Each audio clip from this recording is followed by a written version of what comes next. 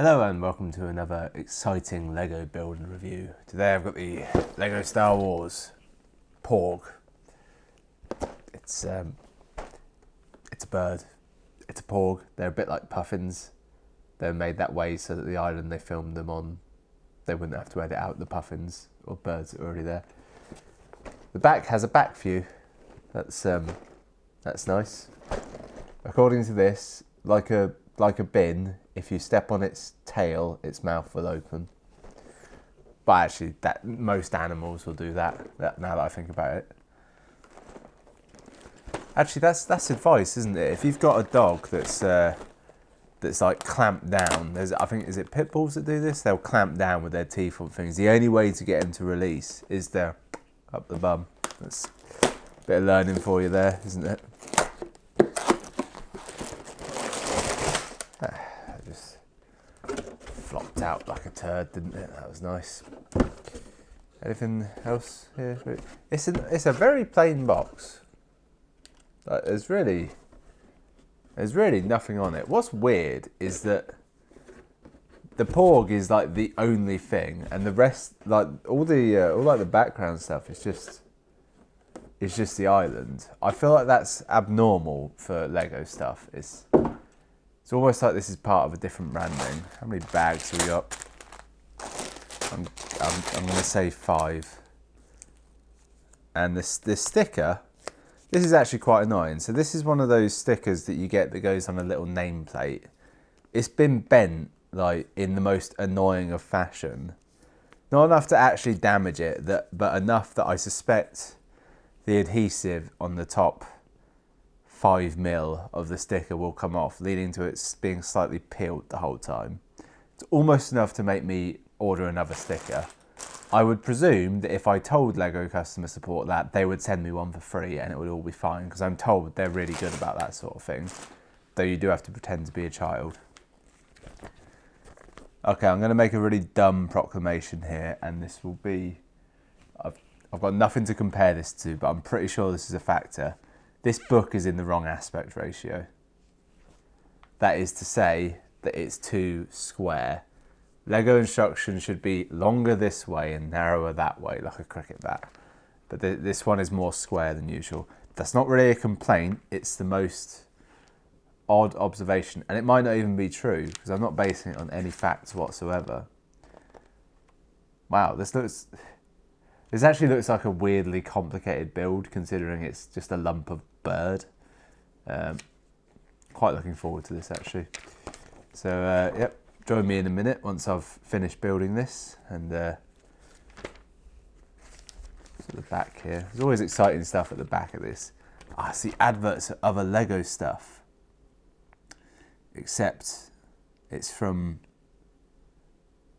There's a starfighter that I don't recognise. It's black and yellow. Oh, I bet it's from Star Wars Rebels, is what it is. It's got a Resistance Rebels thing on it. Yeah, there's a kind of a skiff thing. I think that's from Solo. Yeah, not the best sets. There's an X-Wing, that's a classic, Sandcrawler. I want to get to the point where they just go back and remake some of their old classic ones. Give me a Super Star Destroyer. That's what I really want. Anything else? Just some minifigs. Kylo Ren. Apparently Kylo Ren has got a Twitter account. I don't know what that is. Yeah. Okay, right. So let's get all this built and then we'll do the review, shall we? Well, that was quite a fun and intricate build. You can see the full video of that in the coming weeks. But for now, we'll just look at the Porg itself. So it comes with a nameplate. I'll start on that because it's the easiest one.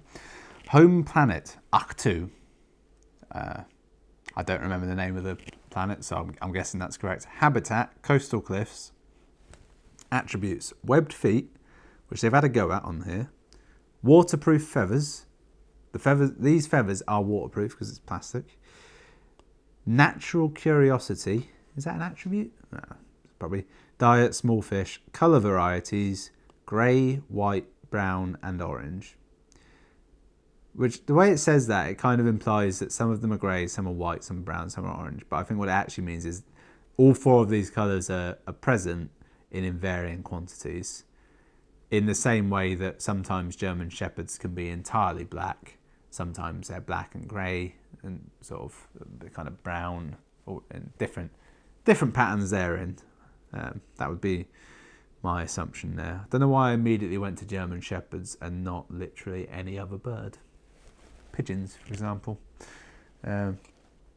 Yeah, slightly smaller name card than usual, but it works. They give you a little miniature Porg with it.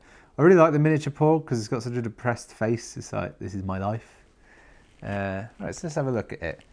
He's quite fat. He stands up well. Like, the feet don't actually add anything to his balance particularly. The base is flat enough that it stands up pretty well. Even on this surface, which is quite uneven, so that should do well anyway. I don't know if I quite like the feet. They're made in 3 pieces to give the look of 3 different toes. And they do move individually, but I have found they fall off fairly often. They're easy to put back on, but that does happen. The toenails are quite nice. Talons, I don't know. It's got 1 movable feature, well, 3 movable features. Basically, you wig the tail back here, and the wings flap a bit, and the mouth moves. It's not huge. The mouth is fine. I like the way the mouth moves. That's very much in line with the film. I think the wings could go a bit more. They've got like, so they come out this far. They've got on them enough movement to go about twice again. So if they went out this much with the movement, that would be fine. And I don't think it would be that hard to add that on if I just attach something in here. Well, I'm not going to do it, but it wouldn't have been like that much of a stretch. And to be honest, if you really wanted, you could probably rig it so that it does come out in whatever pose you want. It's not that much work.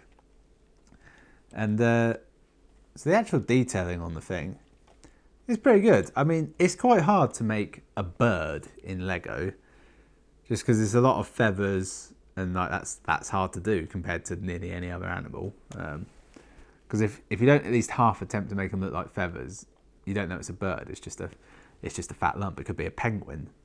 But it does pretty well. There's quite a lot of detailing on the back, which is surprising. Like, just because of the design of the creature, the front's mostly white and this sort of that downy stuff. So, yeah, it's just kind of works. The eyes are particularly good.